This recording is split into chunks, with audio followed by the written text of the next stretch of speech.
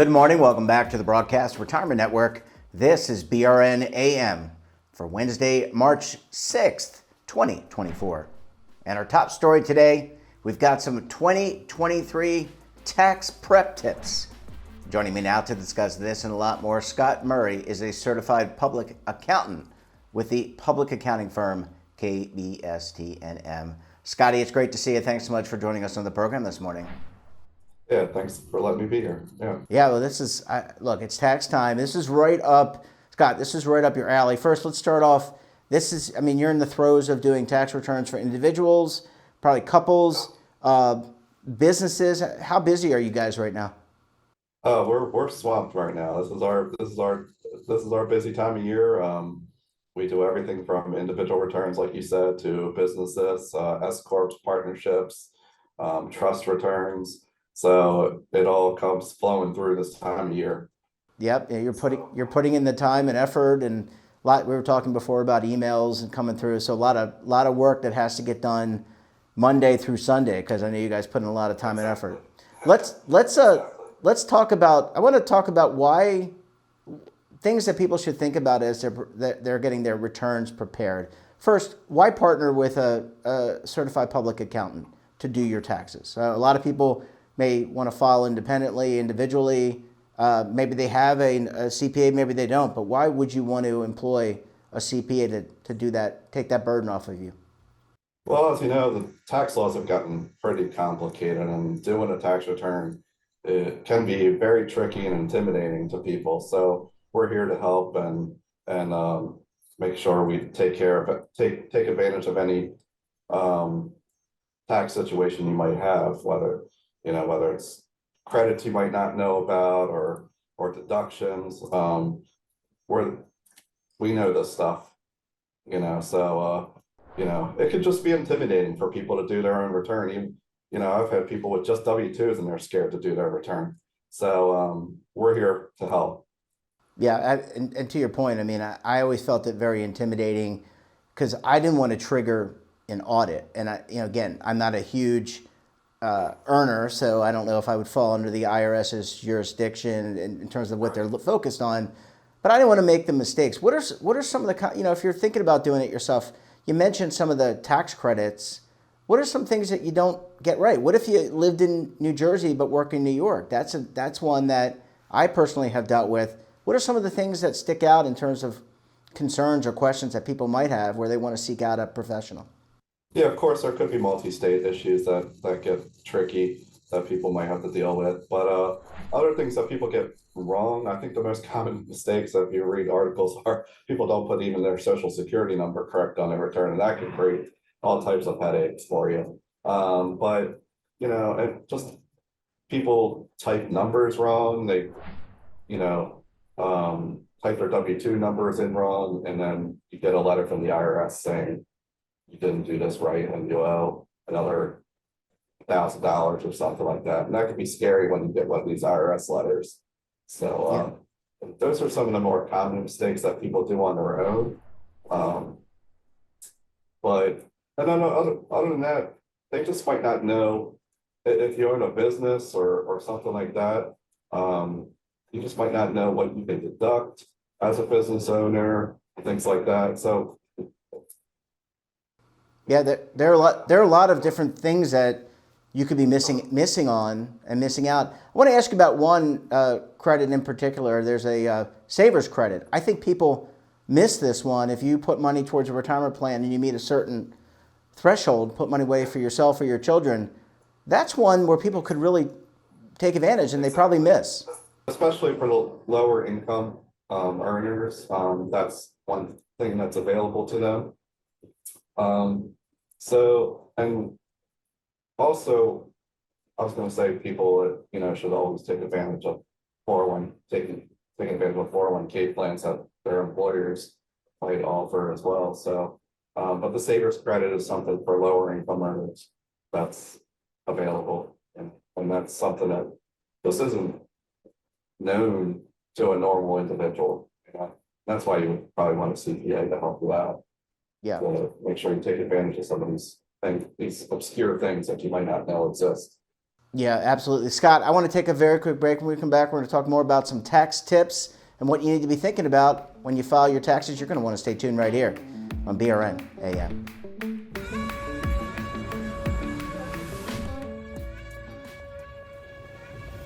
Imagine a new television network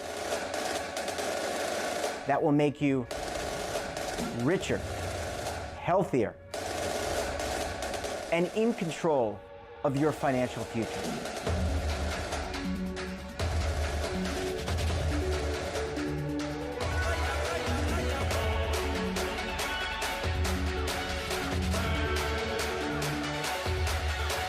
This network is for the policewoman in Nashville, Tennessee, the baker in Dubuque, Iowa, the teacher in Lexington, Kentucky.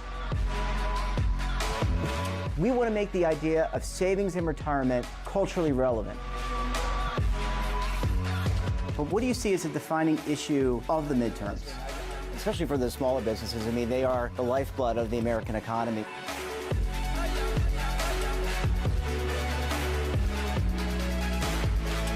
Featuring exclusive interviews, current affairs, and docuseries. 33 years old, you retired early. The philosophy is money only matters if it helps you live a life that you love. But you got to start thinking about retirement as soon as you get in. The Broadcast Retirement Network will drive very high engagement with premium partnerships. So this isn't retirement and savings for your parents or grandparents. This is for all Americans. And we're going to change the way you think about money.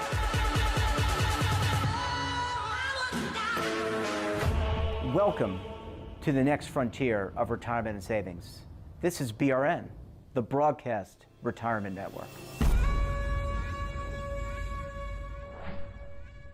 Welcome back. We're joined this morning by certified public accountant Scott Murray of the public accounting firm KBST&M. Scott, thanks so much for staying with us. Really appreciate hanging around for the next segment. Yes, yes. Yeah, and again, fun conversation. Maybe not fun in the purest sense, because if you owe money to the the federal government, to the state government, it's not fun stroking that check. If you file your taxes before the deadline, how long does it take, Scott, to get an acknowledgement of receipt and then potentially a refund, whether it's from the state or the federal government?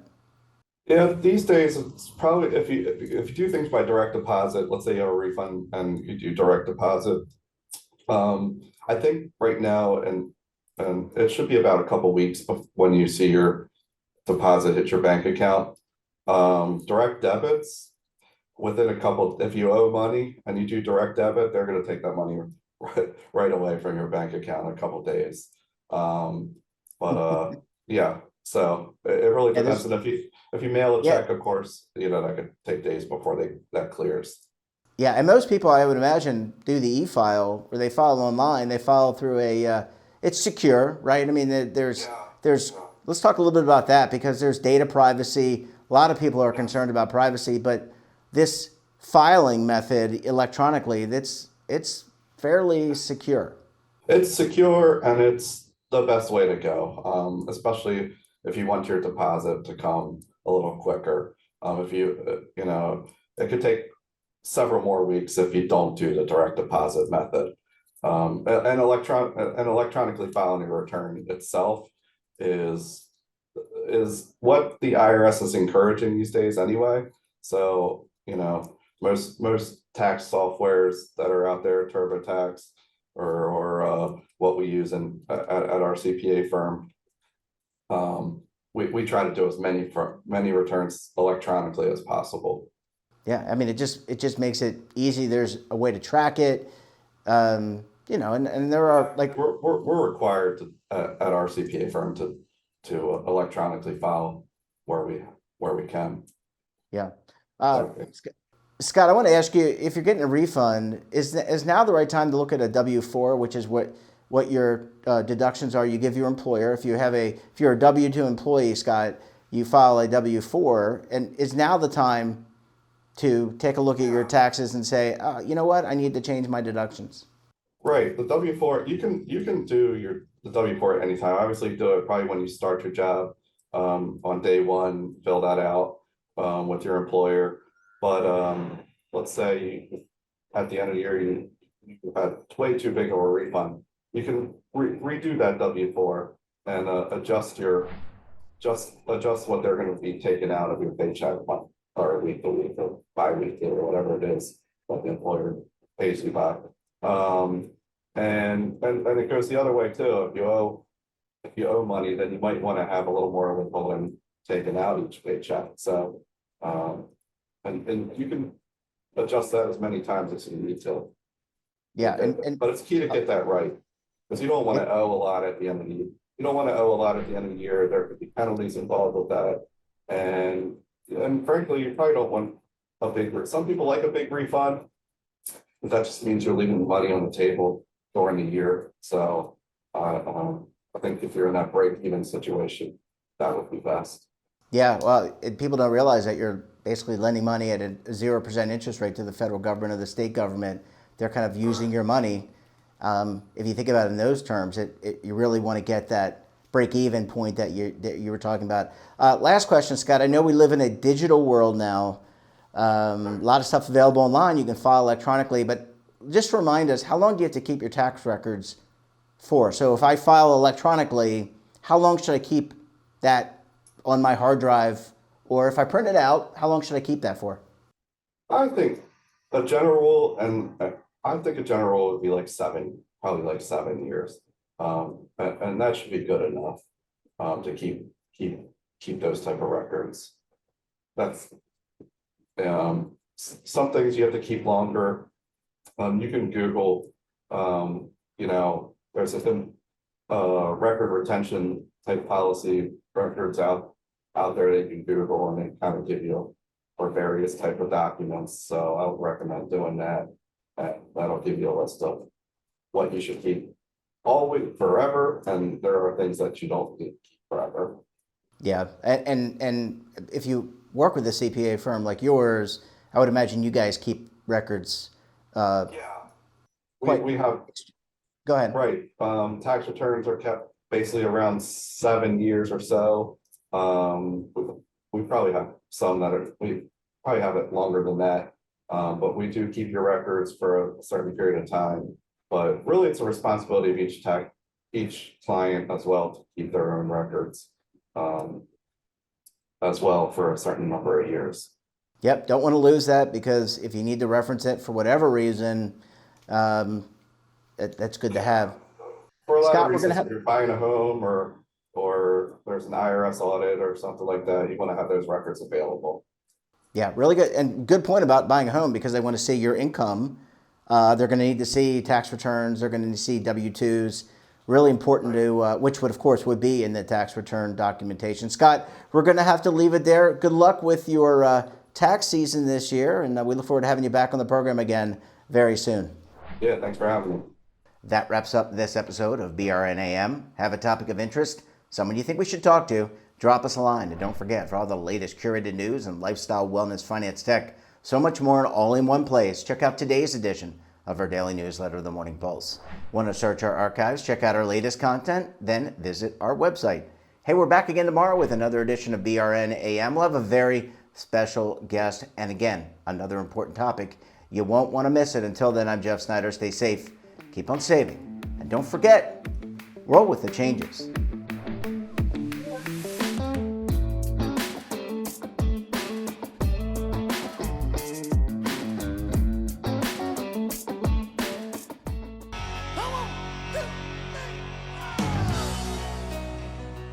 Now is your opportunity to co-create content around any topic on the first lifestyle and wellness network. Reach a global audience through our platform and co-own exclusive branded content.